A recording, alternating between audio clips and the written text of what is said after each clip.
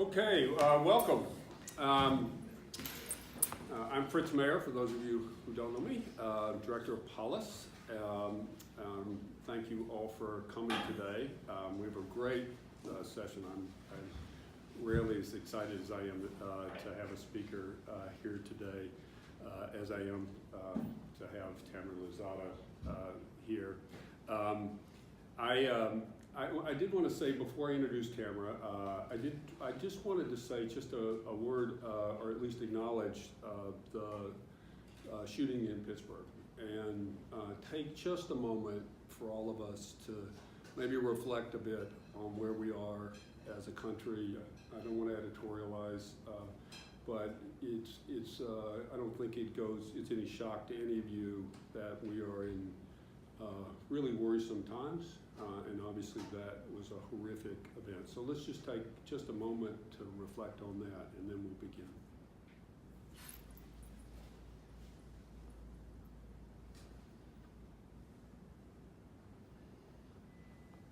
Okay, thanks. So a reminder of the work we're doing, the topics we talk about are ultimately of great import and seriousness. But it is indeed a great pleasure to introduce Tamera Luzzatto to you today. Tamera and I have been friends for a very long time. We lived in the same house, Kirkland House at Harvard, as undergrads, and we've been friends for, I'm not going to say how many years, but a very long time.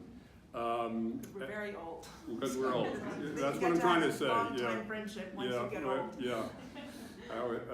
So it's fabulous to have you here today. Tamera is, as you probably know, the Senior Vice President of the Pew Charitable Trusts. Many of you probably don't know much about them. You should. It's really quite an extraordinary organization, headquartered nominally at least in Philadelphia, but the real operation is in Washington, the office that Tamera heads that does enormous amount of work on public policy. And I'll ask her, we'll talk a little bit about that. But prior to that, of course, I'll ask you a bit about sort of how you got into this business, but Tamera spent a great deal of time in the U.S. Senate, first, I think, as alleged director for J. Rockefeller, and then as Where I hired someone. we hired Lisa Kukla back in the day.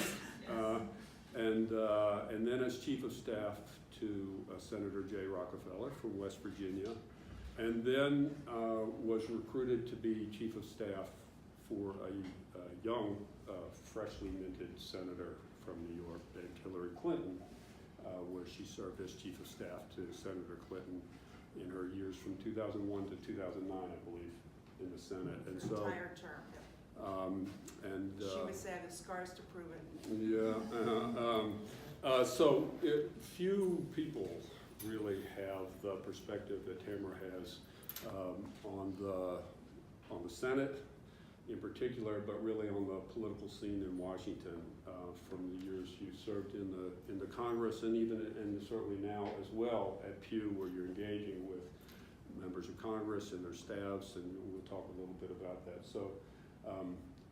It's a joy to have you here. Welcome.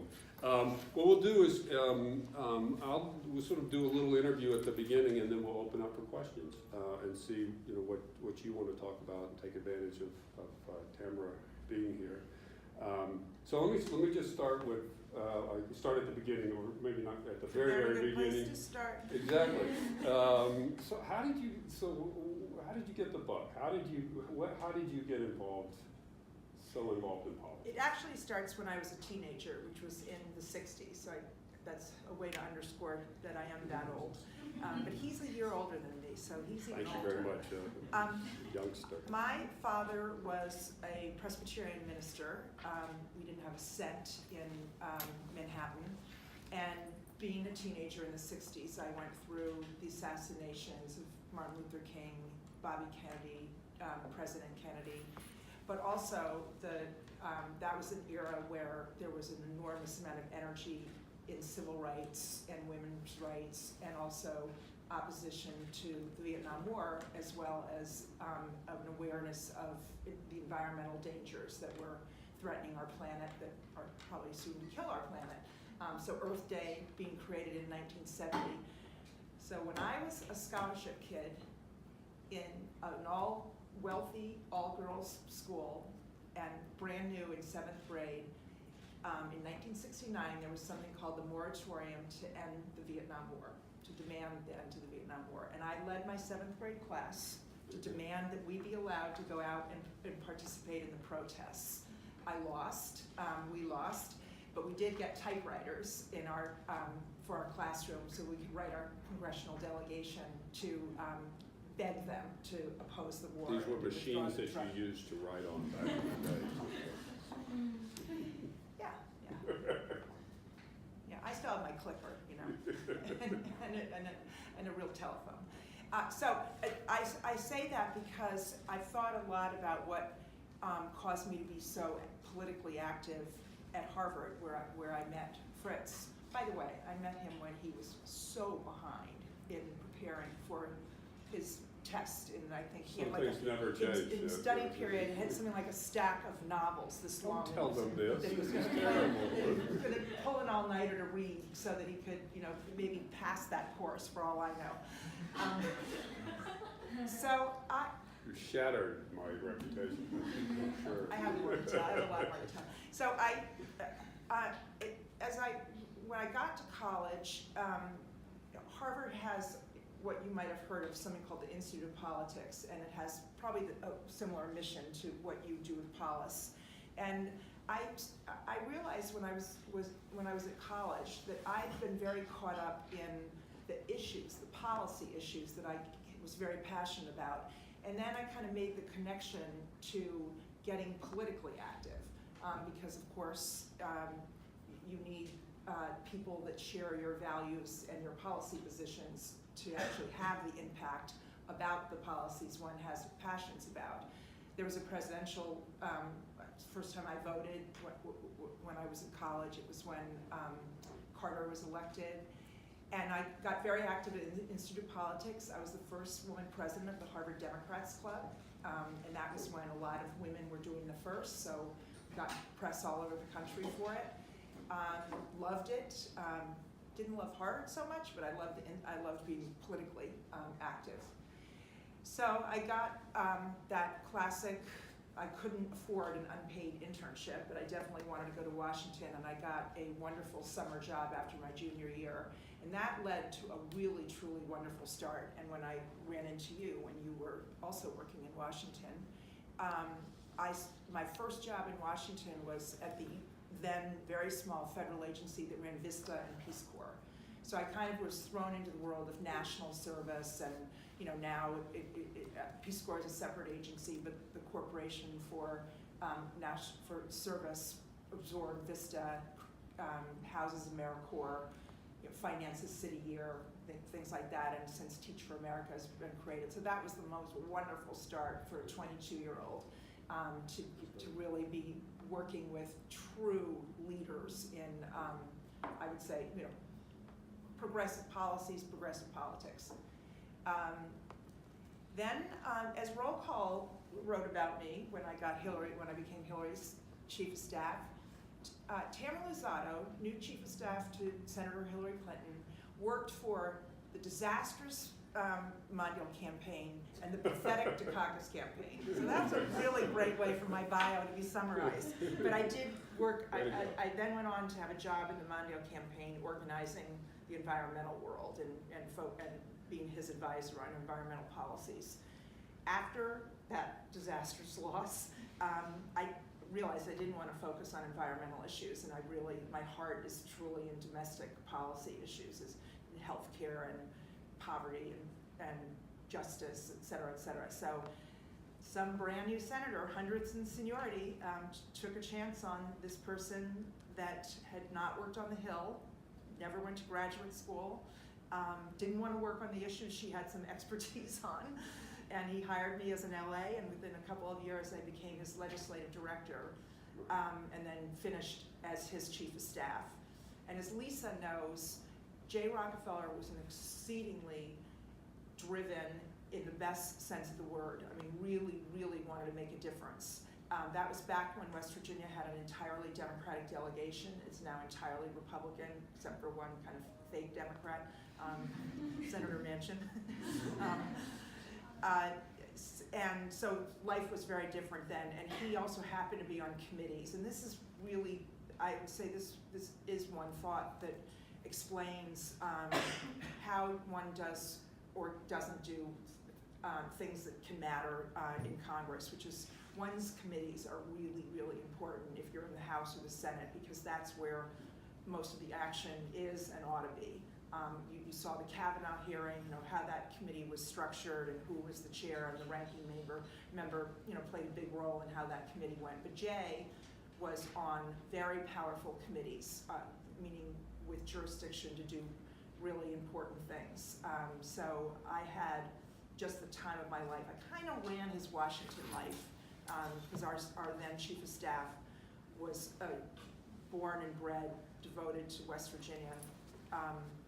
And then I took a leave during that time and worked for that disastrous Dukakis campaign up in Boston, and I came back, and then my husband of that era had died, and so I left Jay for that reason, to just sort of basically grieve. But back to that first job at Action, I had the audacity to become friends with a guy named John Podesta, and I'm still very close friends with him. And John then was Bill Clinton's chief of staff. So when President Clinton's wife got elected to be Senator of New York, where I largely grew up, John had told the First Lady that she might want to check me out, and that maybe I would agree to be her transition director and help her get started and hire her sort of starter kit staff. So I promised her 3 months when I met her 4 days after she was elected, and 8 years and promised her 3 months, and 8 years and 4 months later I shut her office down. So we just stuck. And I had a ball, I have no idea now how I did anything I ever did. I got remarried, we bought a house, we, as you know, renovated it. Just worked around the clock. If there is such a thing as 24/7, there's also such a thing as 48/14, because I kind of feel that's how hard I was working. I believe it. Yeah. Well, let me. So that was awesome. Sort of the trajectory. Let me ask you about Senator Clinton becoming a senator. She had not been in elective office before. You had had a lot of experience by this time being chief of staff in LA as director. You'd done all of the jobs in the congressional office at that point. What is it, sort of, as you thought about, all right, I got to help her be a senator, what were the challenges? I mean, I felt the most fundamental one was to ensure that she wouldn't be seen as a celebrity, that she would not only, you can't be seen as something unless you are that something. So that's how we kind of came up with workhorse, not show horse, and a version of promises made and promises kept. I mean, I was not part of her campaign, so I certainly, and I didn't know her. So one of the things I decided to do was to dig into what she had said as she was on her so-called listening tour and campaigning. Very interestingly, because she did not grow up in New York, and essentially she and her husband bought a place in New York in order for her to succeed Senator Moynihan, who had been a senator for a while, and actually I had as a professor at Harvard. I decided to put together, have a compendium put together of all the things she promised she would work on, and to try to think through organizing an agenda where we would pick off what she said in Rochester, what she said in Saratoga, what she said in the Bronx, et cetera, et cetera. Now, there certainly were some challenges. I'll start with what I've said both times she ran for president, and I've said this in interviews and adamantly, is that Hillary Clinton had the North Star of wanting to serve the public since she was in college, or probably as a teenager. So she gave the commencement speech at Wellesley. She challenged the then Senator Brooks, of African American senator of Massachusetts, who she felt wasn't I guess I think it was about the Vietnam War, but she then, in going to Yale Law School, she, by the way, applied. She went and saw the Harvard Law School to apply, and whoever she had a conversation with or an interview with said, "Why, as a woman, would you possibly go to law school?" So she said, sayonara. And she went to Yale Law School, and she helped create an early children's education center. So she has been at the business of caring and acting and doing and even negotiating and crafting and sculpting approaches to have a real impact on life. And her North Star would include civil justice, families and children, dealing with poverty, et cetera, et cetera. So in that sense, I was not in any way trying to figure out how to have her interested in the work and in the idea of getting anything done.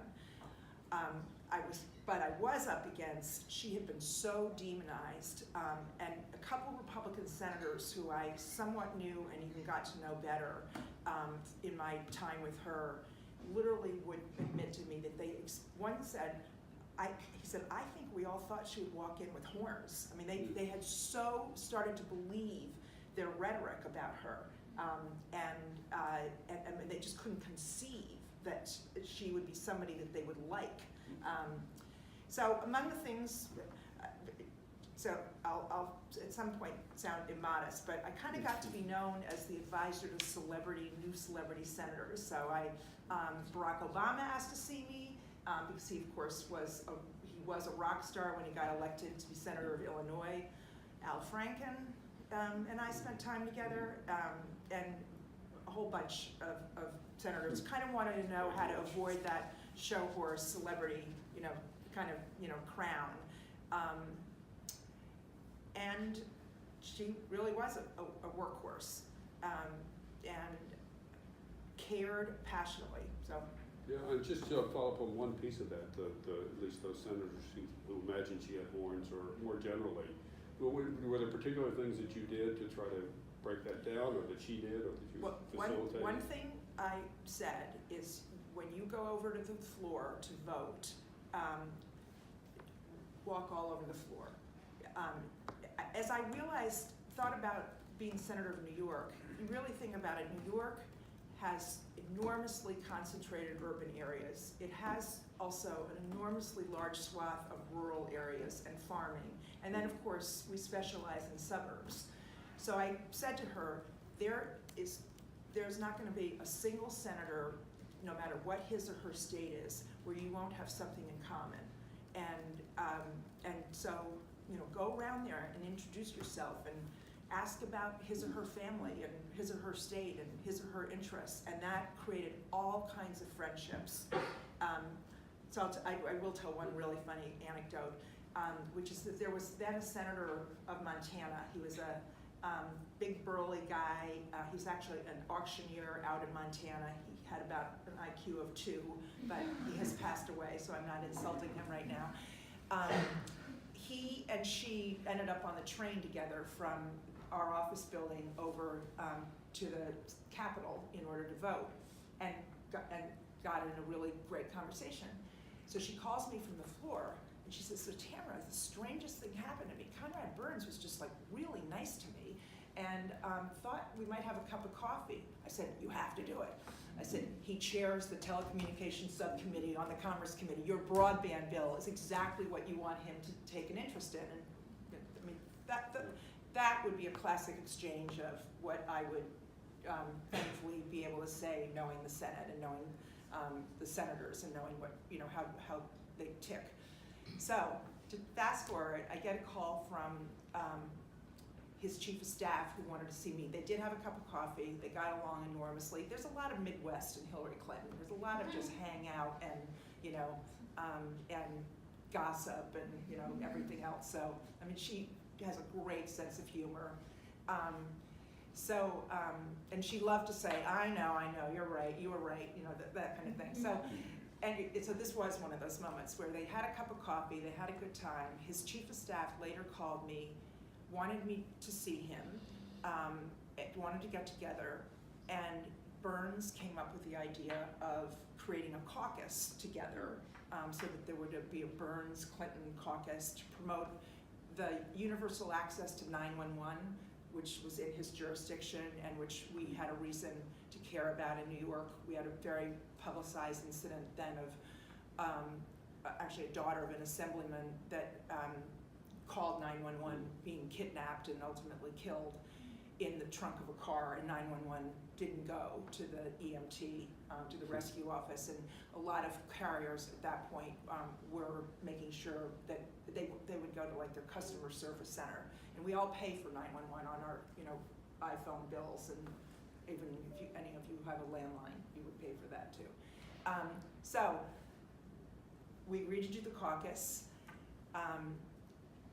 NBC, NBC, the morning show, and Katie Couric was the anchor. Wanted to interview the two of them. They really just wanted Hillary. We knew that, but they couldn't go to New York for it, so that they interviewed from a hotel, and Katie Couric did the interview out of New York. Now Hillary's kind of squatty up here, so and it was at the start of the hour, so it was like 7:02 or something, and Burns really was more like from up here, like a mushroom. So I was kind of looking at two mushrooms, sitting in these low chairs.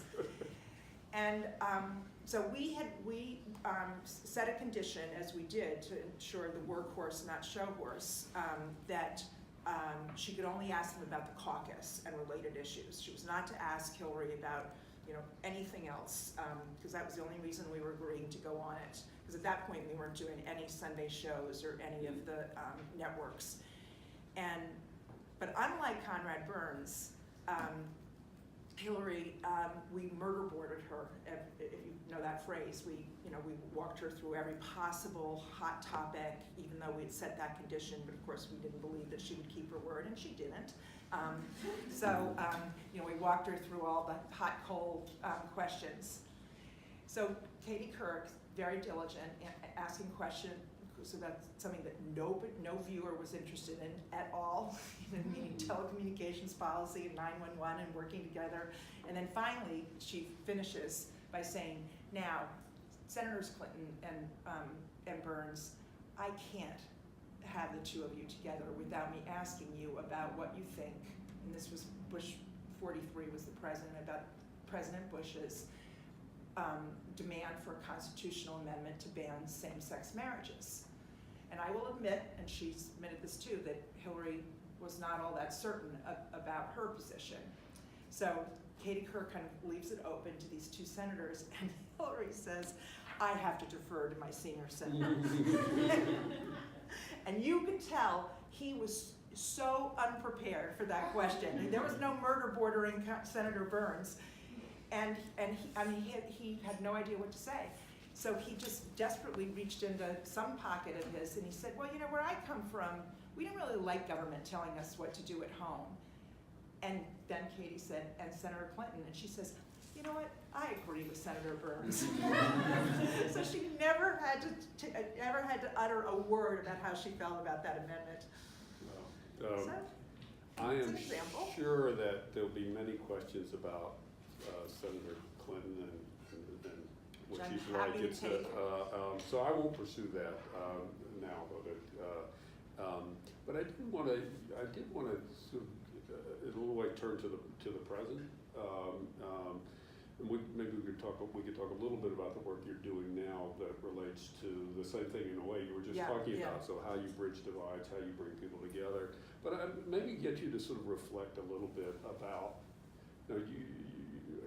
you've been a participant in, a part of, certainly observer of Washington scene, particularly the Senate, but really the Washington political scene for 2 or 3. We're not adding numbers up we should, but for a long time. So maybe just take the narrower question initially. Just take the Senate. How is the Senate? How has that world changed from the time when you were first legislative assistant for Jay Rockefeller to the present, where you're working with chiefs of staff now in the Senate? Well, I'm pretty familiar with the House too. I mean, you know, the House is essentially more of a dictatorship, depending on who the speaker is and what majority party there is. And there are powers for every individual senator, but it fundamentally comes down to the math of whether you've got 60 in your party to hold up a filibuster. And in some cases, there's some supermajority votes that are needed to, for example, ratify a treaty, and so you have to get to 67. But I think overall, among the vast changes is that there are very few moderates left in both bodies. They've been chased out by the extremes of each end, and by and large, I think the primary process, where you're challenged by, you know, the Tea Party wiped out many of the moderates in 2010 in Obama's midterm. And so I've had to, you know, I've obviously had to think a lot about the reasons for that. In my 22 years of the Senate, I like to think of reasons as genies that came out of the bottle and can be put back in. So those are the ones I'm hoping to have us all work on. And then I think some that have left the bottle and will never go back in. I mean, the ones that I think can go back in are ultimately to have nonpartisan redistricting that, you know, is being experimented in various states, because the Democrats started it and the Republicans mastered it. So we have a lot of districts that were designed to produce a single party outcome. And that's where the challenge from the extremes has played a role in chasing moderates out. I think essentially, if you think of the fact that there's still 365, so I like to think in a bar graph, you think of there's still 365 days in a week, there's still those 24 hours in a day. I mean, I know the 48-hour day, but, and so think of that being stagnant. I like to think of this being how much money by cycle candidates either for election or re-election or challengers have to raise.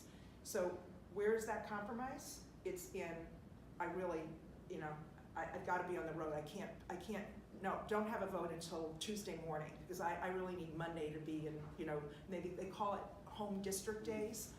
No, they're in Pittsburgh, St. Louis, Chicago, San Francisco, raising money, and for themselves or for other people. There's a lot of pressure also to raise money for their colleagues.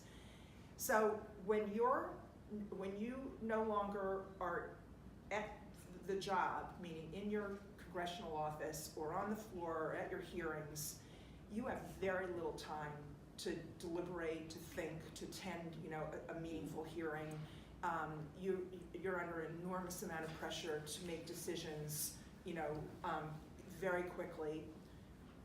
And so some of the blame for this, and who knows, maybe in eons of time, I mean, Citizens United was an extremely destructive decision, because it didn't play so much a role, as much of a role, because it's about independent expenditures, so undisclosed donors, et cetera, but it has played a role in the arms race. They're just, you know, the Adelsons are pouring so much money into campaigns that's where the pressure, you know, on being on the airplane all the time and never being in your congressional office. So I think, you know, campaign finance reform could be another, you know, some form of it could be another help. Oddly, I was in the Senate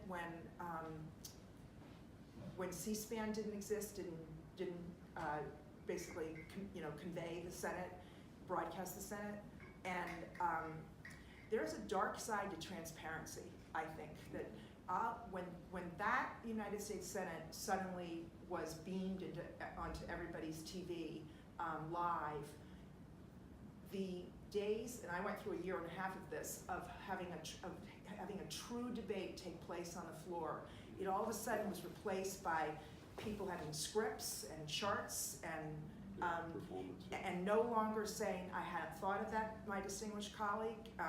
You know, you make a really good point. I mean, people's minds often were made up by the debates there and by the debates, you know, in the hearings, in the committee meetings.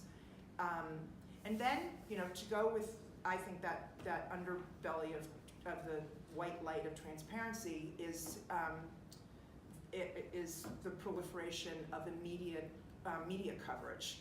So that Jay Rockefeller would go over, I would walk over with him to vote, and let's say the Iran nuclear treaty was up, and we've seen this obviously recently when Obama and John Kerry worked on this.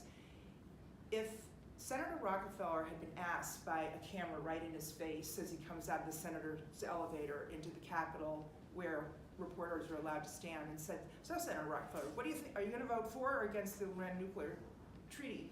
He would have said, to the equivalent of that, "I need to study it. I haven't gone, we're going to have some hearings."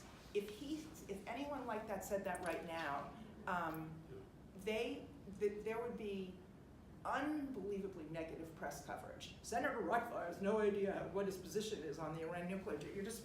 We don't realize how demanding we are, what our appetites are, how incredibly judgmental the cable shows and social media have caused us to be. So, they're not allowed to read anything, to study anything, to have true hearings, and they're not spending enough time on the job.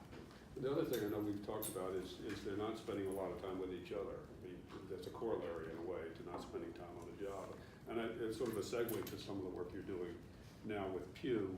This is just the tiniest tip of the iceberg, by the way, of the extraordinary range of things that the Pew Charitable Trust does. So you can ask about many of the big issues of the day. People are working on it. Yeah, I'll just summarize what the institution is, just so you have a context. So Pew is a family name, like Duke, that made a fortune in Philadelphia in the form of creating Sun Oil that turned into Sunoco and kind of doesn't exist much any longer, but it made a lot of money for the original Joseph Pew. And he and his wife left 7 trusts in the form of large sums of money for his heirs to manage, and they put that money into, in 1948 until 2002 to be specific, into a foundation. So they were a pretty traditional grant-making family foundation philanthropy, supported work that the heirs were interested in, ranging from environmental protections to the schools that they all went to, so the version of the Dukes that they went to, and a big commitment to public health. So 16 years ago, the leadership in Philadelphia made an extremely unusual decision and decided to turn our organization into what we now are, which is we're a 501c3, we're a nonprofit. Nonprofits are allowed by IRS to lobby, so if Duke has a government affairs office and ever visits Washington is supporting, let's say, some sort of student loan policy change, that's called lobbying in the eyes of IRS. So we spend some of our money on lobbying. We still work in a wide range of policy areas.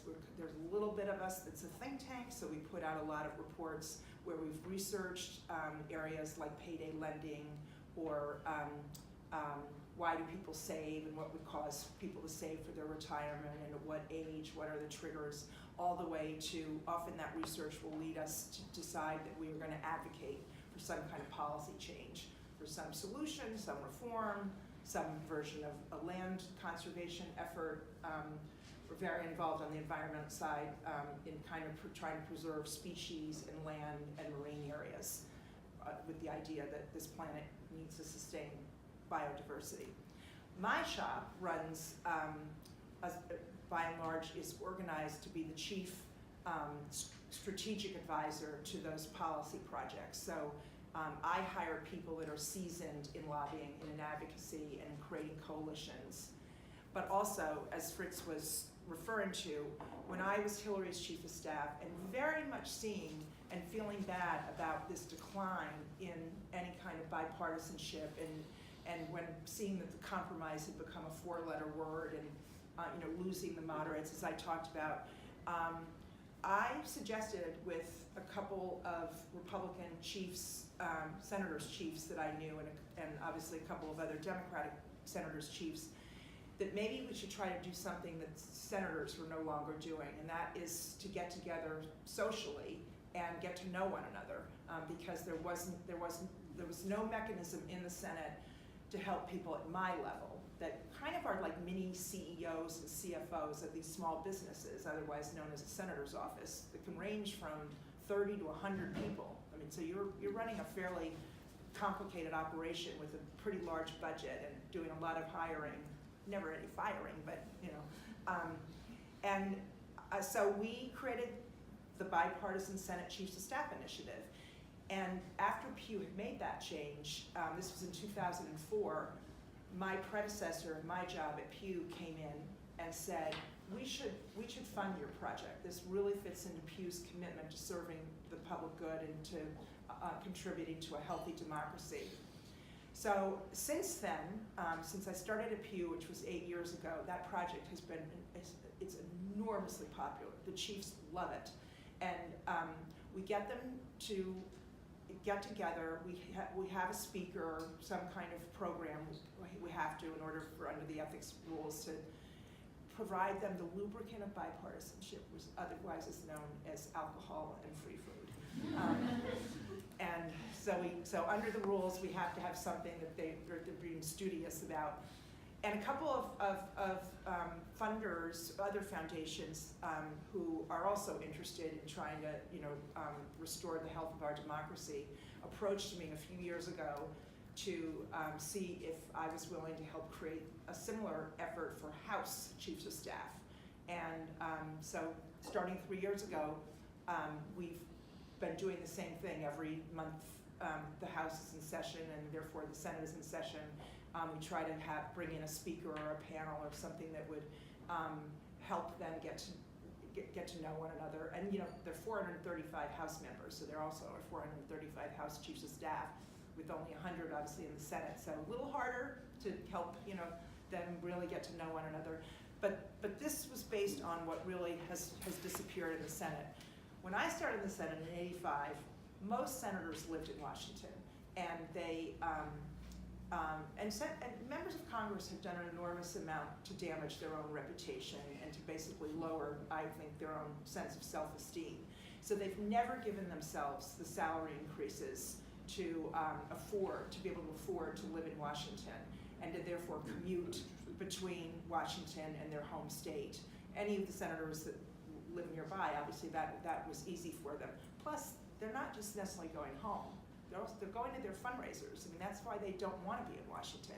So when I got there, especially before C-SPAN, we used to listen. We used to follow the Senate by listening to essentially a radio connected to our offices by cable. We called it the squawk box, and we knew which senators were alcoholics and were always drunk. But we also knew which ones had started to drink at 5, because they would go down into their hideaways and start having their bourbons together, and they lived there. So and then suddenly the slurred words at 5 kind of stopped because they weren't going to risk being on the TV, So these, as couples and families, their kids played soccer at the same schools. They would see the couples would go out to dinner.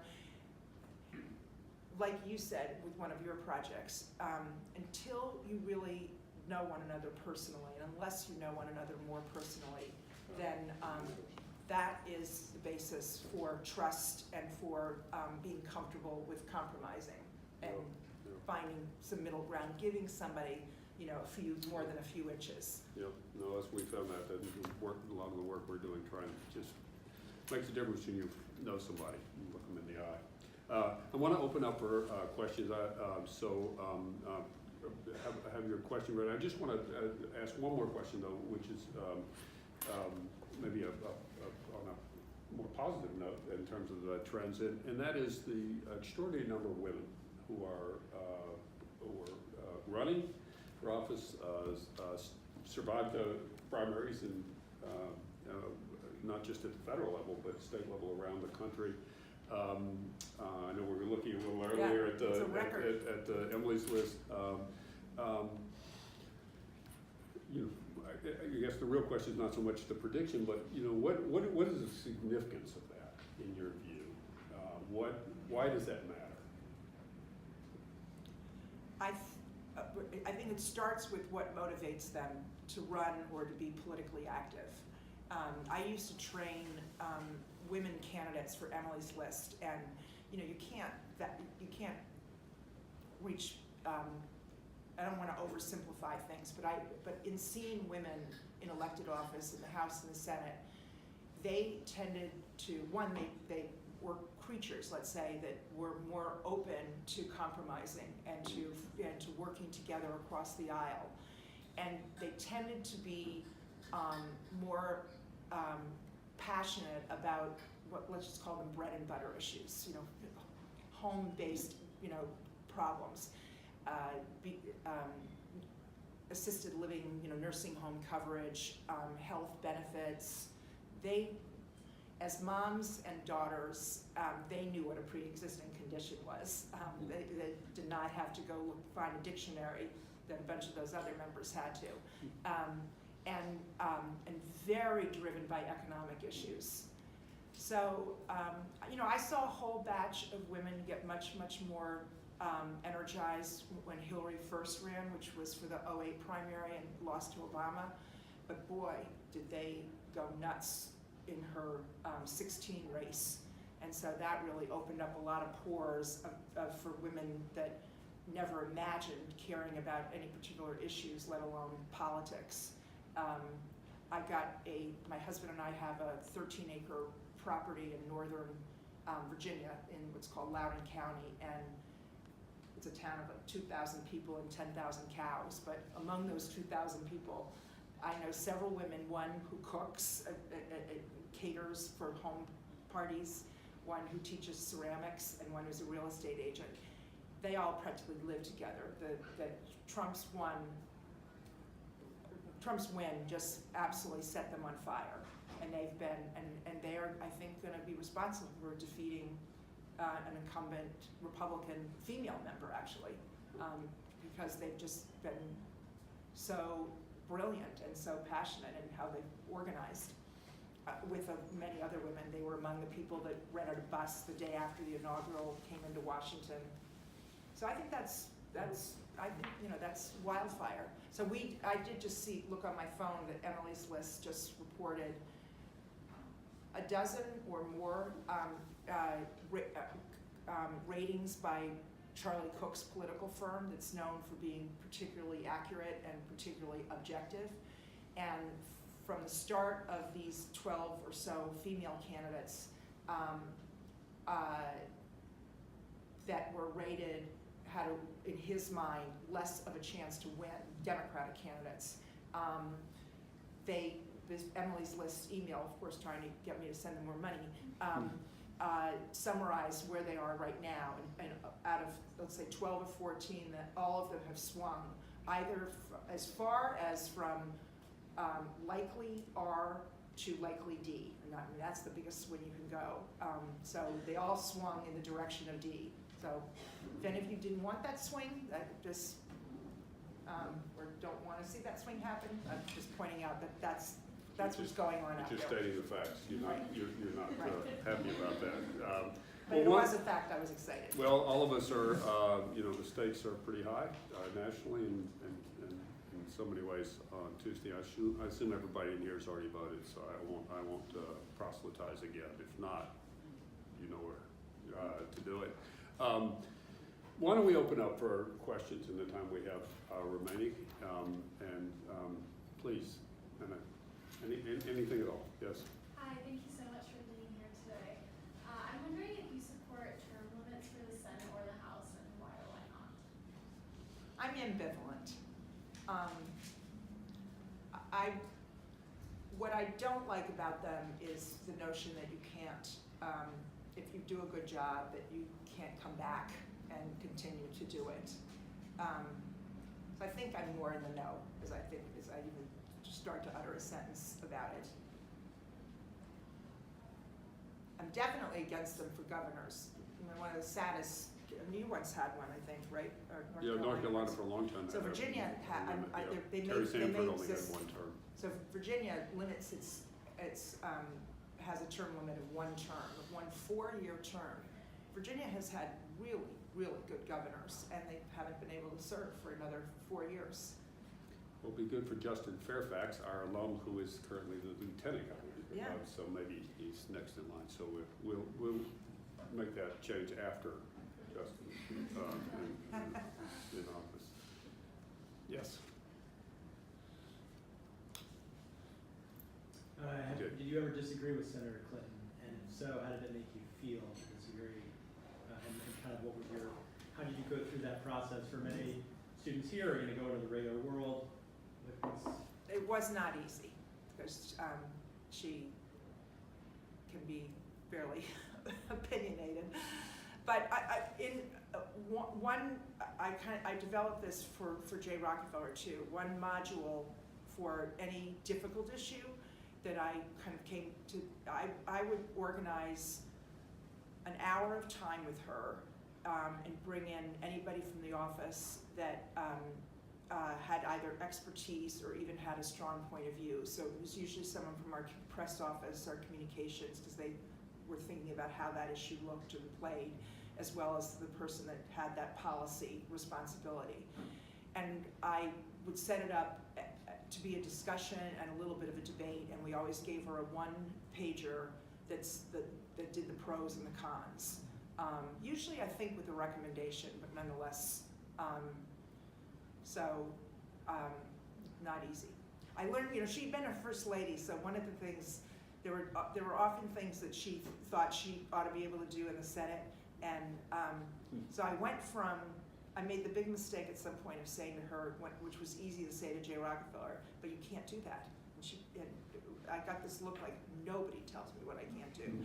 So I switched it to be, in the Senate, it cannot be done. Taking you So out. my press staff would come in and say, Tamera, we need one of those in the Senate conversations. Will you come in? Was she frustrated by that? I know the reason I ask you is Terry Sanford was enormously frustrated being senator. I think it was probably his least favorite job because he had been governor of North Carolina, he'd been president of Duke. Yeah, no, many former governors. Right. He's the junior senator from North Carolina, and he was, I think, astonished at how little power that actually involved. Yeah. No, that is true. But no, she loved it. She's